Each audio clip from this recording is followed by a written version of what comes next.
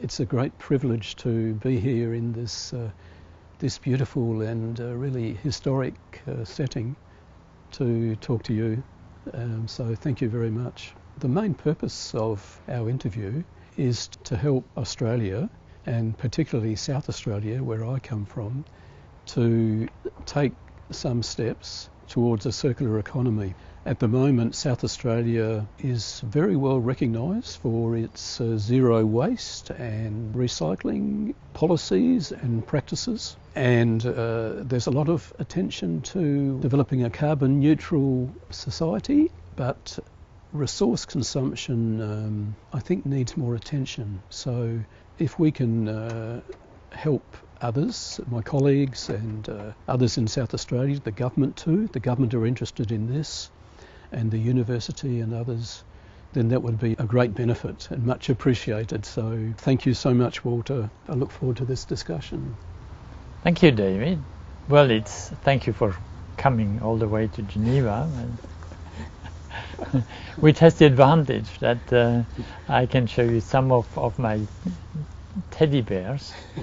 Because actually I've been walking the talk of circular economy without knowing in the beginning most of my life. First of lack of money, and then a mixture of curiosity, and after my research report in 1976, then really to get figures and knowledge.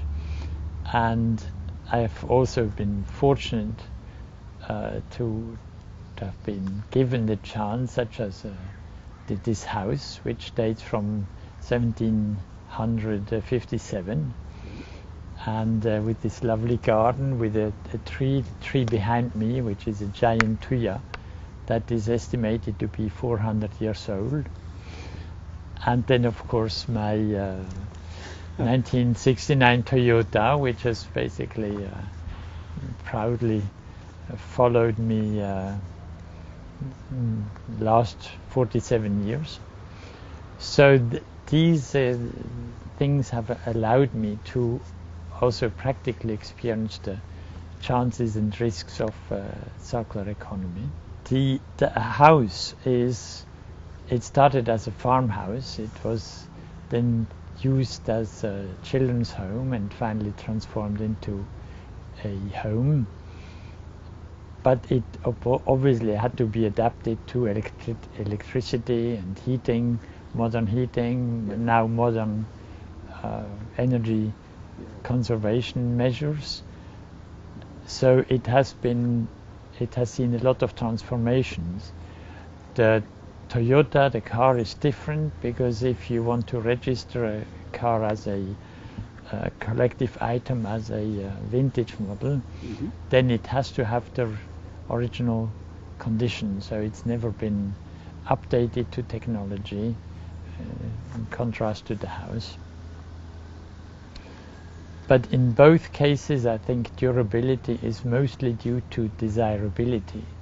So it's not because they are made of steel or stones that they have lasted. It's the stewardship of, in the case of the house, of consecutive generations of owners that has allowed things to last. And I think that's the very important thing, is that the circular economy is linked to caring and stewardship much more than to solidity. Yes, I think it's interesting that the house it's changed uses and adapted, as you said, and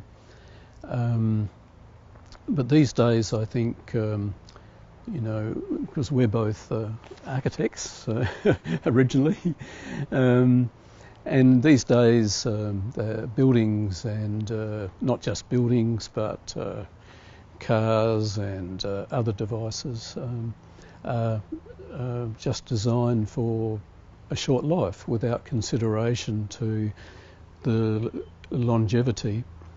And so I think it's an interesting point that buildings can be designed in such a way that they can be reconfigured and change use.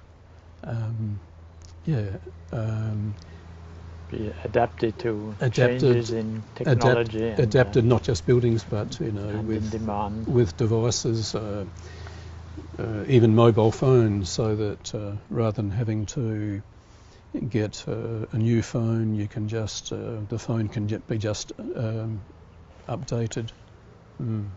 Well, the car is also an interesting example of value perception, because it's the last of its type in Europe. There are a few in the Toyota Museum in Tokyo, Toyota, but so it's a unique piece of basically technical history, but you can't see it.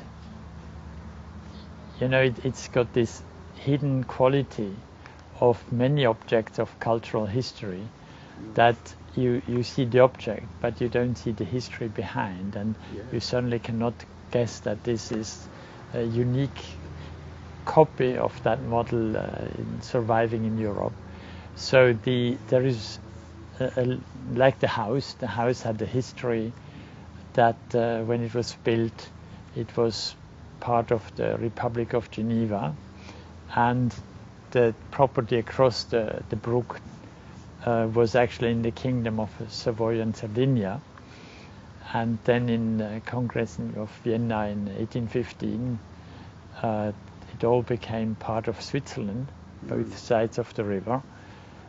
So all these historic objects tell a story, but which is hidden and which you have to discover. And I think this is what makes the part of this hidden quality of, and then in a general context and in a personal context, what I call the teddy bear quality.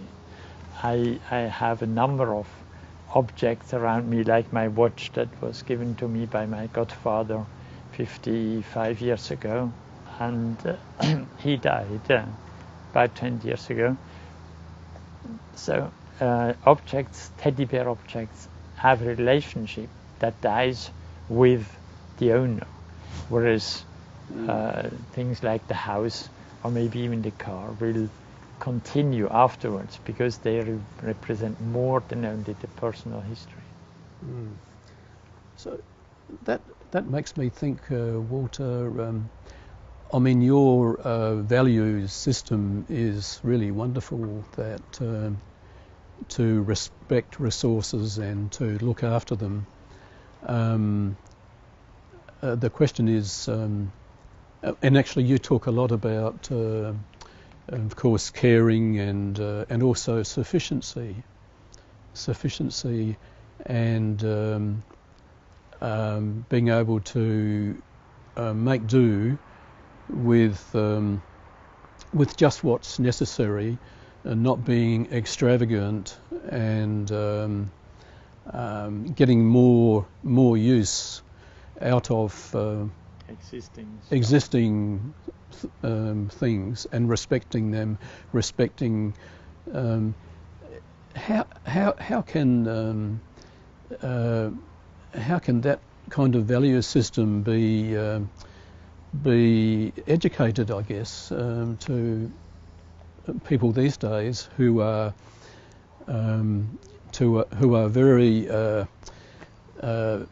very consuming? I think perhaps more than our generation, but they're very attracted to new things, and they will just get new things, purchase new things, and throw away the old. I think the important thing is to realize the fundamental differences between the linear industrial economy and the circular economy. A linear industrial economy is based on value added management of a production flow, fashion and progress, so the bigger, better, faster syndrome of objects, whereas the circular economy is based on stock management, not flow, on value preservation instead of value added, and on use. and therefore it's difficult to make the transition. The two economies need each other because we need an innovative industrial economy to produce new components of new technology, but very often these technology changes could be upgraded into existing stock, like optical fibers into building. Mm-hmm. But that means that we have to rethink not objects but systems. Mm-hmm.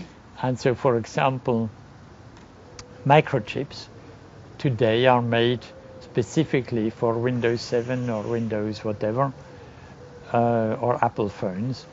If we can develop reprogrammable microchips, then we would get rid of a lot of the IT waste, because we could simply upgrade the microchips. But then, of course, the manufacturers are no longer profitable in a linear industrial economy. They will have to change to a circular economy based on stock management and value preservation, on using goods, not on producing goods. And then we move into a performance economy where manufacturers are selling the function, selling the use of the products, where the whole fashion aspect becomes much less important, because it's now a different economy, different values, and manufacturers, if they want to adapt to this, will have to undergo a substantial change. Mm. No, I understand.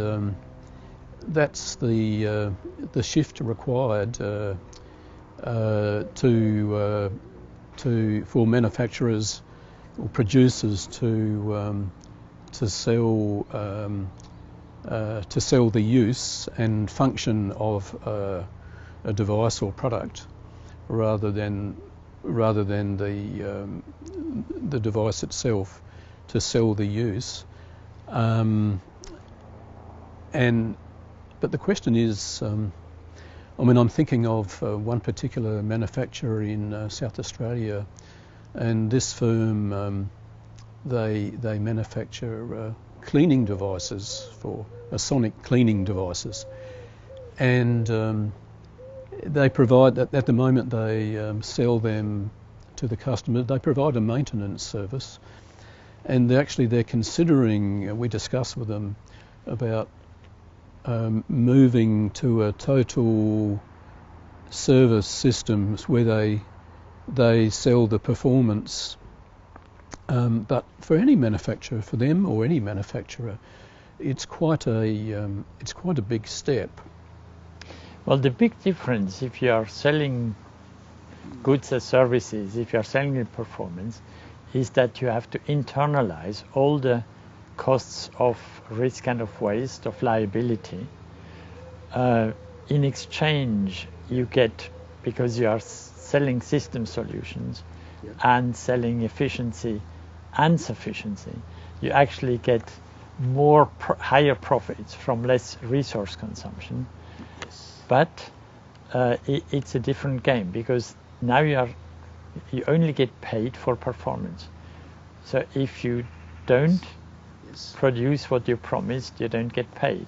Whereas if you produce a car or an IT thing that doesn't work, people will still buy it because it's fashionable, and then simply put it in a drawer and forget about it. But you, as a manufacturer, you got your money. The client didn't get the performance out of the product. In the performance economy, if you pay for performance, which means you don't get paid if the thing doesn't work, or is not giving the thing you promised. Yes, I'm aware of. Actually, it was Hewlett Packard. Actually, they're interested, or they offer a service, and they provided computers to a university where they managed the whole fleet and they had a contract with the university based on performance. So it was all based on the performance outcome. So that's an example of what you're saying, I think.